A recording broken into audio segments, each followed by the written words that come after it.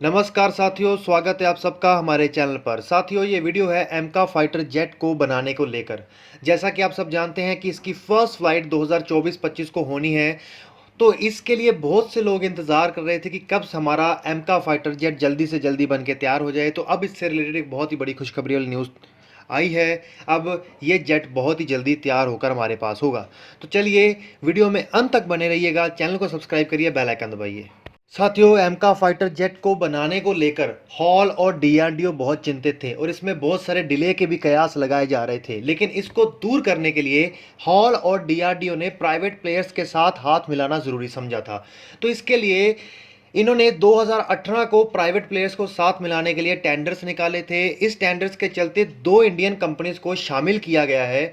हालांकि अभी तक ये पता नहीं चला है कि कौन सी 2 इंडियन कंपनीज है, लेकिन इन 2 इंडियन कंपनीज के साथ मिलकर ये एमका फाइटर जेट का 5.5वीं पीढ़ी का जेट बनाया जाएगा, जिसके चलते 75% की इन्वेस्टमेंट इनके अंदर गवर्नमेंट करेगी और 25% का जो पैसा होगा इन कंपनियों को खुद लगाना होगा।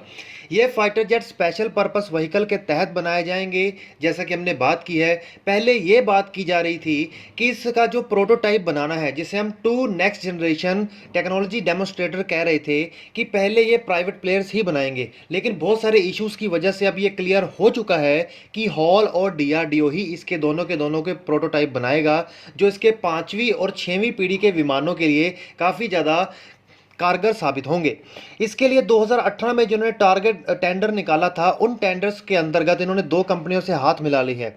हालांकि ये बात अभी तक भी क्लियर नहीं है कि कौन सी 2 कंपनीज हैं, लेकिन इस टेंडर के अंदर जो बिड करने वाली एक बोइंग कंपनी जो अमेरिका है, उसकी इंडियन सब्सिडरी कंपनी भी प्रयास कर रही थी। हालांकि ये पता नहीं चला है कि अभी तक वे कंपनी इसमें शामिल हुई है कि नहीं। लेकिन ये चीज़ हो चुकी है कि फर्स्ट फेज़ में जो इसका प्रोटोटाइप बनाया जाएगा और सेकंड फेज़ में जो प्रोजेक्ट बनाया जाएगा, ये दोनों के दोनों हॉल और एमका ही बनाएगा।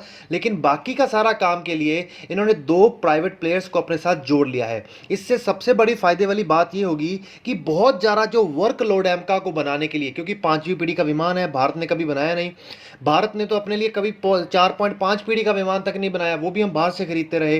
तो अब ये है कि अब भारत इनको अपने यहाँ बना रहा है, तो हमारी जो हॉल डीआरडीओ के ऊपर बहुत सारा वर्कलोड था, अब इन प्राइवेट कंपनीज के आने की वजह से वो वर्कलोड भी कम हो जाएगा, बूस्ट भी मिलेगा और हमारा जो फाइटर जेट एमका है जल्दी से जल्दी हमारे सामने मौजूद होगा। तो चलिए साथियों, वीडियो को सब्सक्राइब करिएगा, बेल आइकन दबाइए।